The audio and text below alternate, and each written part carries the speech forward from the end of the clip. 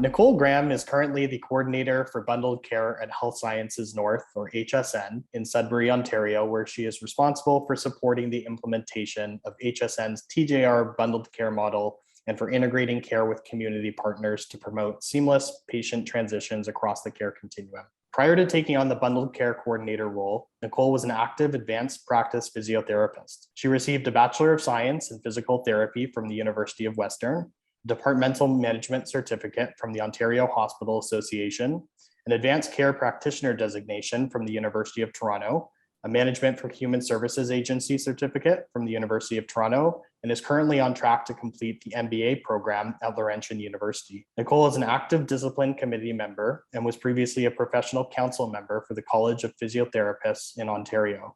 She has been a guest lecturer, study coordinator, and peer reviewer for physiotherapy academic programs.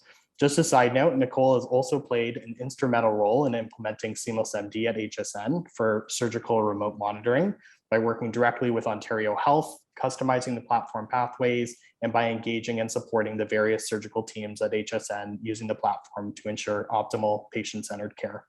Nicole, welcome to the show. Thank you. Thanks for having me.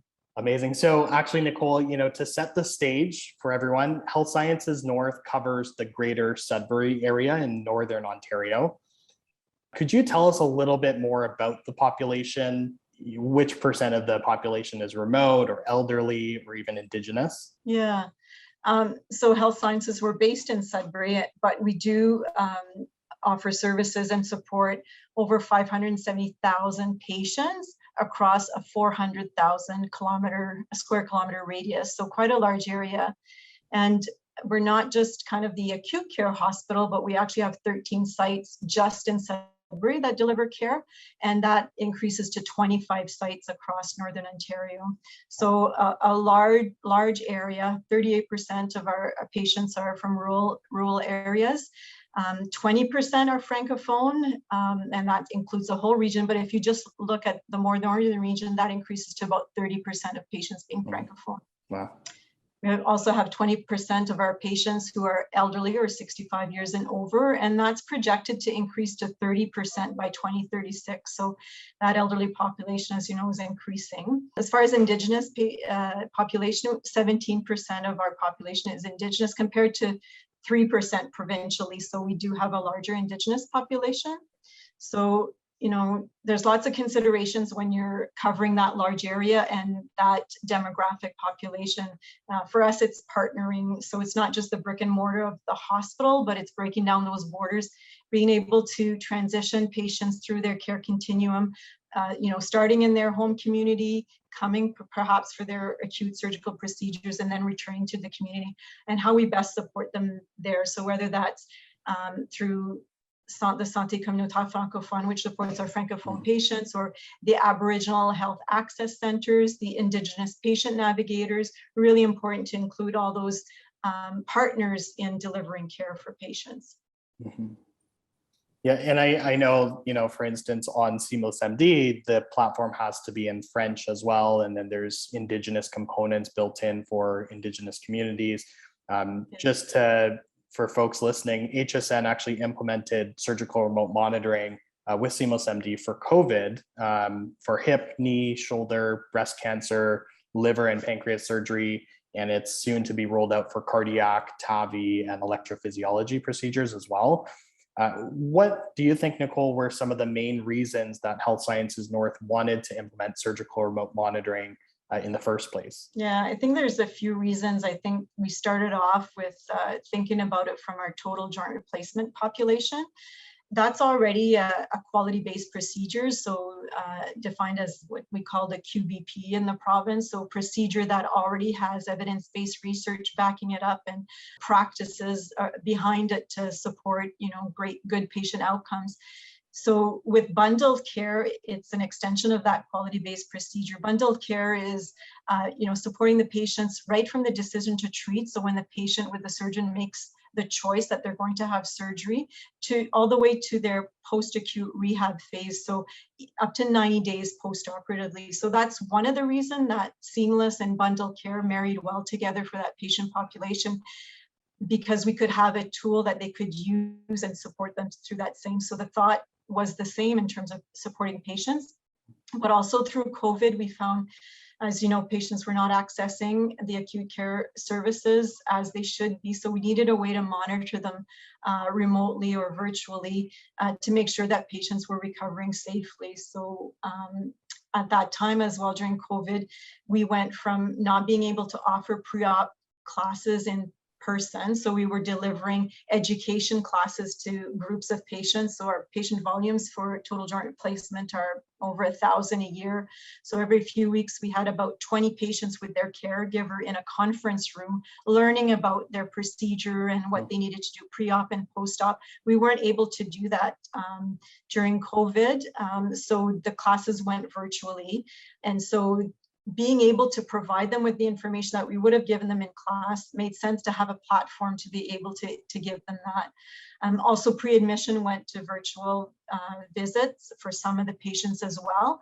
So having a tool to have all that information, you know, when's your pre-admission appointment, where are you going to park, when's your COVID test going to be, you know, we also linked our COVID screening questionnaires. So when you come to the hospital, you save some time. So all that technology behind it was another reason why we wanted to implement the surgical monitoring. And I think in the future too, what's coming now is the surgical backlog.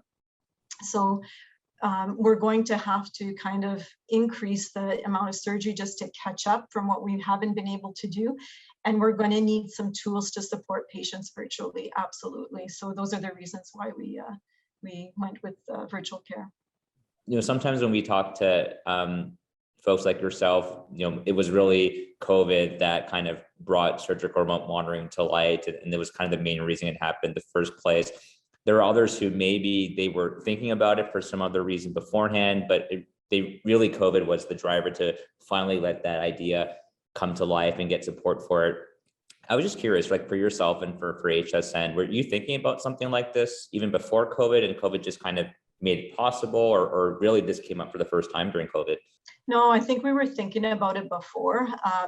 Like I said, specifically for patients having total joint replacement, because the bundle care episode is supporting the patient throughout the whole, like from 30 days pre-op to 90 days post-op. So we have so much information for those large procedures to give to patients that having a repository of information is important. They get papers, at different appointments. Sometimes they don't know how to organize that, or they have to call back and say, I forgot when my appointment is, when is that? So I think we were thinking about, but definitely COVID was the impetus for sure. And we had support from the ministry to do that, to make sure patients were safe. Yeah, I think the incredible thing that we've seen is Ontario has been really progressive on this sort of experience for patients. I mean, we are doing work with folks in other provinces and in parts of the US, and actually Ontario has been probably the most progressive in supporting providers and organizations with this sort of monitoring experience. So actually that's been really exciting for us to see, given that actually our whole team is based out of Ontario as well. Surgical remote monitoring, despite it being a very, let's call it, more common thing since COVID, is still a relatively new concept. Just curious, when a patient or a colleague asks you about what SeamlessMD and this program is, how do you typically describe it? I think it's different with patients and colleagues. I think for patients, I tell them this is something that will give you all the information you need. You're going to be able to access it or look at it anytime you want, but it's going to tell you what you need to know before your surgery, but it's also going to help you check in daily. So to make sure that you're, on track with what's happening post-op. But if you're not, and if you're worried about something, you'll know where to go and who to see for what symptoms or signs you're experiencing. So for patients, I tell them it's the library of information, but it's also going to give you peace of mind for what you need to know for your surgery. For colleagues, I often say that it's a digitized care plan. It's what you've worked on in terms of your pre-op what I want to say, the pre-op order sets, or the guidebook for patient, or it's all in one repository. So it's supporting what the clinicians are doing in their pre-op education, and making sure that the patients are going to recover well at home, and have the support that they need. So when COVID hit, teams had to move relatively quickly to solve new challenges and to meet patients where they were at. I'm curious to know, how did you and the organization rally the team together to try something that was completely new? You had to take it with good faith that it was going to work. What was the thought behind that? Yeah, I think I'll go back to the bundle care example. We already had that team established, from pre-admission representations to our post-acute physiotherapy clinics in the community and our other smaller hospitals. We had a bundle care committee. So we tapped onto that and just kind of, started there with virtual care, and said, okay, this is COVID. We have to change the way we're doing pre-admission appointments. We have to change how we're doing preoperative education classes. This is something that can help us. So rallying that team was useful. We also had patient advisors on our committee, and we engaged them to tell us what their experience was and how, would this work for you? So actually we had a patient have a demo account, and she went through the demo account and said, she had her procedure quite a few years earlier, but said how user friendly it was, and how easy it was for her to use, even though she wasn't completely tech savvy. So we rallied that group, but then for other pathways, we continued to engage from the patient advisors to the clinical teams. So clinical leaders, nurses, physiotherapists, the surgeons, and the admin team as well. The managers, were informed about it. They actually, encouraged the clinical leaders to be on board, because what it also helped is it helped the teams look at what the processes they currently had in place, and it forced them to look at their materials. So it forced them to look at, oh, this information is not up to date. I need to update it. So the value of that, having the right information for the patients and consolidating that information, making sure it was right. And the information was changing fast, right, with COVID. So the way a patient was accessing pre-admission, or the need to go have a COVID test before your surgery, those are all things we needed to add. So it made it easy to have it in one area, and make sure that the patients were following those procedures. As Nicole, sorry, go ahead. No, and just post-operatively, I think it's comforting for the nurses. They're able to, identify what signs and symptoms we need to look at for the patients afterwards. So having that clinical team was really important. Amazing. I want to say that there's so many incredible insights to unpack there, that I just wanted to say a couple that you mentioned to remind myself. So, one amazing thing you said was you already had this bundled care team. So it seems that because of that initiative previously, you already had not just a team, but it sounds like a culture in place of being able to be nimble, to take on new innovative models of care. So having that infrastructure and that culture and team made it hopefully a little bit easier to try something new, like monitoring.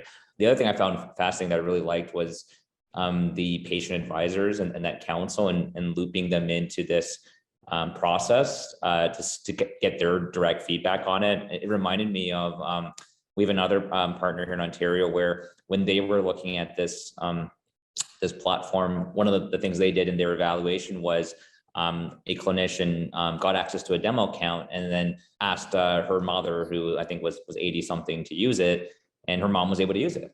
And so that helped her, see up front, hey, you know what, a patient like my mom of that age and with other, physical and other health issues, was able to interact and engage, and it was usable. So they remind me of that. That made a lot of sense. And I think the last thing that you mentioned that I really liked was the fact that this was almost like a vehicle to bring people to the table who, and it's not the first time we've heard that, where everyone thinks everyone's saying or doing the same things, or the information's up to date, but this was kind of an excuse to get everyone to re-engage and come around the table and just see if things were consistent. And you're right, sometimes they weren't, or they're out of date.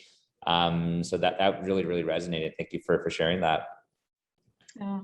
I was curious, Nicole, now that, your team has been doing this for some time over the past year, What aspects of the surgical monitoring experience have you found to be most valuable for the team and for your patients? I think the patients, we get a lot of comments through the app, as you know, about how less worried they are about their procedure. It gave them confidence. Post-op, we have had comments that it gave me comfort to know somebody was looking after me. You know, even if they're not called upon, they're filling out that daily health check, so it feels like they're not abandoned after their surgery. Because sometimes during their procedure, they don't get a follow-up with their surgeon for 6 weeks. You know, so a lot of patients being discharged who are progressing fairly well may not have that touch point, and for them to be able to check in daily, they are comforted by that. So I think that's very helpful, and for the team as well. Discharges are happening earlier, so sometimes on the floor we'd have the nurses take time to call the patients, within 24 or 48 hours after they've been discharged. Now they know they have an app to check in, and the patients will be directed if they're not on core or on par with their recovery, so they know who to access and when to access services. So that's been very valuable for sure. Yeah, that's awesome. And Nicole, I did some homework on some of our dashboards, and we found that over 97% of your patients are activating and engaging on SeamlessMD in the platform, which is really high activation engagement. I know that generally speaking, when we talk about digital platforms for patient, historically activation rates aren't anywhere close to over 97%. Then that's not all the technology. A lot of that has to do with what your team is doing to motivate patients and educate and all that. I'm just wondering, are there certain things that you and your team are doing when you introduce this to patients that you think are having a big impact on such high activation? Definitely. I think it's our enrollment process. We dedicated a medical secretary to our enrollment process. So she actually monitors the OR list. So for patients who are having surgery, typically it's 2 weeks out that they're put on the OR list. So she actually calls the patients and tells them about the program. So describes the program, asks them if they're interested, tells them what it'll do for them in terms of providing all their information in one spot. It will prepare them before, tell them where to come for their appointment, when to come, when to stop medications before surgery, and then just the library of information. So in detail, she describes what the program will do. And then it's an important touch point to be able to identify barriers. So if the patient says, well, I'm not comfortable, so they'll give them a chance. If you have an email, try it, just go and see. And if you can get onto it. If not, do you have a daughter? Do you have a son? Do you have a sister that could help you with this? And then with Seamless, the ability to enroll a caregiver is really good as well. But I'm blown away by the amount of patients that actually engage with the elderly population. That was the concern of many teams around. You know what? Our surgical average age is 70. How are these patients going to use technology? But you know what? My mother, who is in her 80s, has a Facebook account. Her friends do. They all go on Facebook. So they all have tablets or iPads that they're using. So why wouldn't they, for their healthcare, use what they are already using? So, yeah. Yeah, absolutely.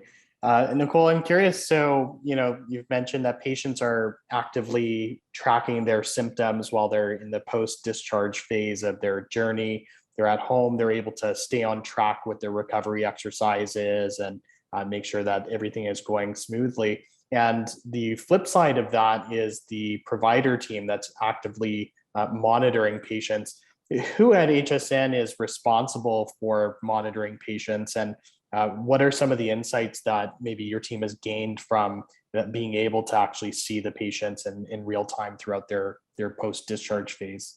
Yeah, the monitoring team, it varies. We've been very flexible with that. For example, in our breast program, the breast clinic is very involved with their patients. So when they're seen in clinic and deemed surgical, the nurse there is talking to them about Seamless and then enrolling them. So it's their team that actually discusses Seamless and enrolls them, and they monitor the platform for their patients and follow up with them. So it's very seamless, and we've had very good results with them. They're ED visits within 30 days of surgery 2 years ago was 6%. It's 0% now when we compare it since they've been on Seamless. So with the support, with the nurse being alerted of concerns, it's avoiding ED visits. So their patients, you know, their issues are being resolved, obviously, because they're not having to access the ED within 30 days, like 0%. It's just amazing. So, and for other teams, we have nurses. So we've had a variety of nurses monitor the platform that have acute surgical experience. So that's been important for us because they already know what to expect in a post-surgical patient. So for total joint replacement, you know, wound management and those kinds of things are very important, and the ability for the nurse to provide that education over the phone to avoid potential ED visits, readmission, was important to us. So that's how it's being monitored. Now for other teams like TAVI, for example, we have a TAVI coordinator here who's very involved in the pre-op education.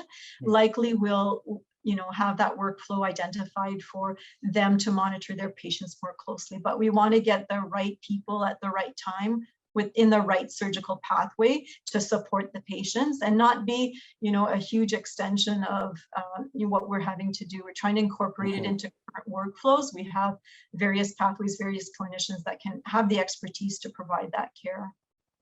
Yeah, that's such a wonderful point, Nicole. I think a lot of times there's this concern that, you know, implementing this sort of platform will force a major change in a workflow. And you're absolutely right. I think what we found over the years is that you can't force a workflow that just doesn't fit within the resources and how that team is organized. And even within the same organization, to your point, different surgical programs and teams will have different resources and existing workflows and needs, and that has to be tailored based on what makes sense. Or otherwise you're going to get probably pushback and it just doesn't make sense for them. So it's amazing to see that the team has been nimble to kind of, you know, adapt based on what those different clinical teams need and can do. You mentioned just now a lot of really great stories and feedback about, you know, providers being able to use this program to, you know, prevent ED visits and readmissions and whatnot. I'm just curious, are there any patient stories in particular over the past year that you tend to remember that have made the biggest impact on you when you think about remote monitoring? There's so many, but you know, the algorithms, or I view them as algorithms, but the pathways and the way the questions are answered to provide the correct recommendation. There are patients who are going to have perhaps some serious concerns that need to be addressed in the ED. So one particular patient had reported some, you know, calf pain and was directed to go to the ED. Our nurse followed up with the patient afterward, but she had actually gone and was diagnosed after ultrasound with a thrombosis, a blood clot in her leg, in her calf, so was put on anticoagulants. So it's not that we're going to eliminate all the ED visits, but we're going to direct the patient when it's needed to go to the ED and provide safe care. So all the you know, alerts and recommendations that are built into the system and customized for the pathways, everyone works on them, and we make sure that, you know, they're done correctly so that the patients are recovering safely at home. The big thing that our nurses have reported as well is the amount of education they've done around pain management. Patients are going home early and they are not always clear on how to use their pain medication if they've been prescribed one or two medication. So a lot of the issues we were seeing in the emergency department was around pain management. And it's an easy resolution over the phone when the patient said, well, I took this, you know, 12 hours ago and I still have pain, or, you know, and then, you know, to take their medications appropriately is just, it's an education piece for the nurse to do, to be able to manage better at home. So that's a big one for me that is very useful. And the other thing because of total knee joint replacement is the wound management. So the ability to take photos and send them in, you know, the amount of resolution that can happen virtually is incredible, because addressing, you know, can be seeping, can be, you know, it could be bleeding, it could be a sign of infection. But once you know, patients sometimes don't expect the amount of swelling, you know, that they have post-op. So being able to take a picture and send it will help the nurse kind of evaluate it and determine where the patient could go. A nurse is able over the phone to assess the patient's capability to change their own dressing. And if they see that they can't, they ask, do you have a daughter? And we've had people, oh, my next door neighbor's a nurse, she'll come over and do it. I know, okay, here's where you go get your supplies, here's where you can do it. We've also had those patients who don't have the resources. We're going to arrange you to come to ambulatory care unit. Where you're going to see the nurse practitioner there. She'll help you with your dressing changes. Or in the case where the patients don't have the home support at all, we can have a home care nurse go in and go do that. And again, avoiding ED visits because we don't need to go there for dressing changes, but home care could go into the home, especially in remote communities. They don't have a lot of, they might not have access to the care to their family physician as quickly, but home care could go in and do that for them. So yeah, it's multifactorial, the amount of support and the pathways and, making sure that patients are safe. What's wonderful. And I think one thing that really stood out to me just now, Nicole, was your comment about the incision photos. It reminds me of that, that old phrase, picture's worth 1,000 words. I can only imagine how, if all you have is the phone and, you have a patient who's had, maybe a total knee replacement, they're talking about a certain level of redness or bruising or whatnot. It's really hard to grasp what that means just through the phone. And so of course you're going to tell the patient to come in and you'll have to look at it in person just to make sure from a safety point of view, you're not missing anything. But if you can get, to your point, in today's world, a very high quality photo remotely, you can get those 1,000 words from the picture and make a much better assessment. So it's amazing to see that what is traditionally a pretty not new technology when it comes to things like photographs, now is becoming so commonplace to make a difference. That's amazing. Alan, I think you had a question about the user group. Well, so actually, I think it's also worth mentioning, Nicole. At this point, HSN has enrolled over 700 patients, and so with wound photos and collecting symptom reports, that's a lot of data being collected. That's to help the team, and they can gather insights. And so I think the other neat thing that's happened over the past 2 years now is the government, or through Ontario Health, has actually formed a provincial SeamlessMD user group, and HSN was one of the first members of this user group. Could you tell us and our audience a little bit more in terms of what is this user group and what are the benefits of being a part of it? We identified in the north, especially, that the virtual care was important because of our remote communities. So HSN and Thunder Bay, the Sioux, Timmins, North Bay, we were always kind of emailing back and forth. What are you doing and what can help you?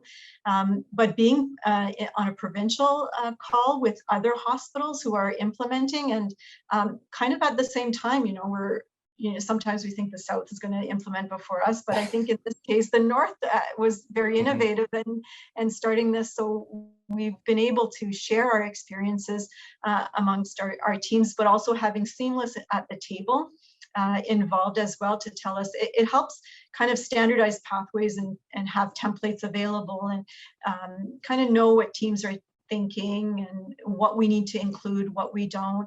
And we share a lot in our teams. I mean, I think in our pre-op education class for total knee replacement, we had a picture of, what you can expect your knee to look like. Just kind of, it was a photo of a real patient, but just of the knee. And, the Sioux and North Bay and Timmins kind of said, hey, can we use that as well? It would be useful for us. So not having to replicate, duplicate efforts is helpful. And, also looking at outcomes together and, working together. The other thing is our needs in terms of the francophone population. We've also looked at indigenous and potentially having that available in other languages too. So doing a provincial procurement for those services will, hopefully save a lot of money, but have the service available to our populations in various languages. So collaborating provincially is huge in terms of saving money and having, a good product for our patients. Yeah, I would say having done, work with different groups across Canada and the US, one of the nice things about Ontario is that it truly is very much a one, single health system. And there's a lot of, strong culture to collaborate. Groups aren't really competing because you're all trying to, serve patients across Ontario. Whereas I think sometimes when we're in the US, if groups are in the same city, because it's a bit more of a free market. Sometimes they may not be as keen to collaborate because they almost feel like they're competing when it comes to healthcare delivery. But in Ontario, that's not the case. You're all trying to help each other out and help patients get better. So it makes it a lot easier for us to support collaboration in the province, which has been really, really phenomenal. Nicole, these were amazing insights.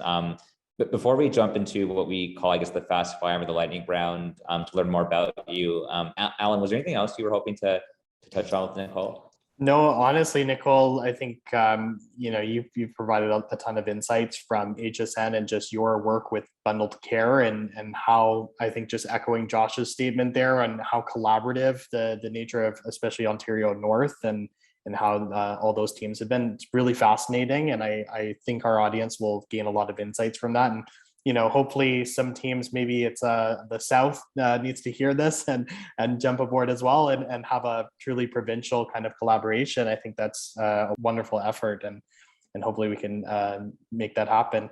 And so at this point, we do want to, did you have something there to say, Nicole? I just want to say as well that I think that some points that are important to bring out is the quality of the team that you have at Seamless, and the fact that the app is AODA compliant and available to our patients with visual impairments in terms of screen readers, and just the quality, making it at the literacy level, that's patients are able to understand. So, and the response, we look at the positive feedback, but we also look at what patients are saying in terms of what didn't work perhaps. And when we identify something and report it back to your team, they're right on it. So we've had, even though, I know the goal is to just, give it 6 months and see, before we reiterate, we've been able to make some small changes which are significant to the patients. So having the correct wording, having the correct algorithm, and those kinds of things. So that's been really helpful, and really appreciate all your team. I mean, Jordan, Danny, Dan in the beginning, Daniela, and now we're going to have Kiera and Tiffany, all great team members. So I think our team, I hear it from our team here, how much they appreciate the support. Lots going on in the background that I don't hear as well, of communication between the clinical leaders and either Daniela or Jordan. Really good support. So I just wanted to highlight that you're very responsive, and your literacy, and the patient educators are really knowledgeable about the pathways. And as we're implementing more pathways, it's getting easier and easier, because we know what we need to include. From your experience what works. So that's been very good. Well, Nicole, I really appreciate you saying that. Thank you so much. And now all those folks you mentioned are going to have to listen to this podcast with you. We'll make sure that happens. But in all seriousness, I think one of the things that reminds me of is when we work with partners lately, they've also highlighted really enjoying working with the patient education team, and for folks who aren't familiar, that team here comes from the clinical world as well. So they have a background in health communications, or from, they've been a dietitian or a pharmacist or a nurse or other types of clinical roles. And what we often hear, Nicole, is that when folks like yourself are able to just speak your normal lingo and not have to worry about it being misinterpreted or misunderstood, it's made things a lot smoother. So getting that sort of feedback, that having that team within our team has been helpful, means a lot. So thank you for highlighting that. Yeah, absolutely. Okay, so we'll shift gears now to what we call the lightning round, or fast five. It's really just 5 questions to get to know you a bit better for our audience. And so we'll start with the first question we have. What is your favorite book or book you've gifted the most? I have to go to a children's book, because as a mother and new grandmother, I think that's my favorite book to gift is Goodnight Moon by Margaret Brown. So a good kids book. That's a fantastic book. It's ageless. Yeah, it really is. Josh, do you know that one? I feel left out. I haven't read that one. Oh, Goodnight Moon. Yeah, I'm pretty sure my partner can recite that book by memory, the whole thing. Yeah. That's a good one. Question 2, how has an apparent failure set you up for greater success? Not going to go professional career here. I'm going to go my personal life. losing at races. So doing triathlons in the past pre-COVID, not coming in first has motivated me to kind of try and do better. In Sudbury here, we have what we call a Sudbury Fitness Challenge, which is a series of 7 events from running races to cross-country skiing in the winter, canoe, and then 7 events throughout the year, and came in first in my age group in 2018 in the 50 to 59 category. So kind of, lost a few races, but gathered enough points to, win that trophy in the end. That's incredible. I think it's also a testament just to your work ethic, because a lot of people would give up if it's like, oh, they're not coming first, they give up. But for you, it's like it motivates you to push even harder. That's really fantastic. Okay, question 3. This one's a little bit different. Would you rather have super strength, super speed, or the ability to read people's minds? Super speed. Yeah. To eliminate getting from one place to another. Being there in an instant, saving time. That's what I. Also, you can win even more races. Yeah. Exactly. Question 4. What is something in healthcare you believe that others might find insane? Other people find it as insane as I do, but when I was preparing for this, it came across an article that when I started my career, so early on, 30 years ago, the length of stay for a patient having total hip replacement was 9 to 11 days. And 50% of our patients now are going home the same day. Yeah. And the length of stay, our average length of stay for total hip replacement is 1.5 days. So we've learned that patients are able to recover safely at home. They don't need to stay in the hospital that long. And now we're able to support them as well. But that, to me, that's insane that we've progressed so much in healthcare that we're able to do those procedures and have patients safely recover at home. Yeah. So, Nicole, this morning we were talking to a cardiovascular center, and they were telling us about their vision to eventually achieve same day open heart surgery, which kind of blew my mind to even think about something like that. But then again, if we traveled back in time to years ago when length of stay for hips and knees was 10 days, and you told them, hey, someday it's going to be a same day procedure, maybe they would have thought we'd be crazy too. So I don't know. Well, I guess we'll have to see on that one. It seems crazy to me to think about same day open heart surgery, but I don't know. You never know. Yeah, you never know. Yeah, that's neat. Also just thinking, into the future, what else is going to change? And, maybe same day will get converted to 1 hour and they're at home, somehow. Never know. We need the technology though. Yeah, exactly. Okay, last question that we have is a COVID-19 lockdown related question or pandemic related. What is one hobby or activity you've gotten into since the beginning of the pandemic? Fat biking and kayaking. Yeah. So I cycled before, but I purchased a fat bike when I was off and just had so much fun, riding trails in the winter and, off-road trails. Right. You're saying fad biking? Fat, F-A-T, so fat the tires are very wide. Gives a nice, good ride in rough terrain, but also really, they have a lot of grip on them, so you can ride them in a hard packed snow. So, it just extends the riding season. Really, really a lot of fun. Yeah, that's awesome. So, and obviously in Sudbury, it snows quite a bit and up north. So yeah, I always say we have the best of the summer and the best of the winter because we can do sports in all those seasons. That's true. We have a lot of lakes in Sudbury, so we're able to take advantage in the summer. So yeah. Oh, that's awesome. Very cool. Well, Nicole, I guess that's all of our questions that we had prepared for today. But I do want to again thank you for coming on the show and providing all of the insights that you've given in terms of, how collaborative your HSN actually is and your work with the bundled care community and bringing people together and really helping patients and putting patients first by implementing this digital technology, but then just even above and beyond the digital technology itself, just how your team has come together through COVID and really worked for the benefit of the patient. And so again, just want to thank you for coming on the show, sharing the insights with us today. I don't have anything else to say, but Josh, if you do, but. No, I echo what Alan said and Nicole. This has been incredibly insightful. I'm sure a lot of folks in the province and beyond who are thinking about something like this will learn a lot. So thank you so much for taking the time to share all your wisdom and learning so far. Thank you very much. And really looking forward to working on an ongoing basis to implement future pathways.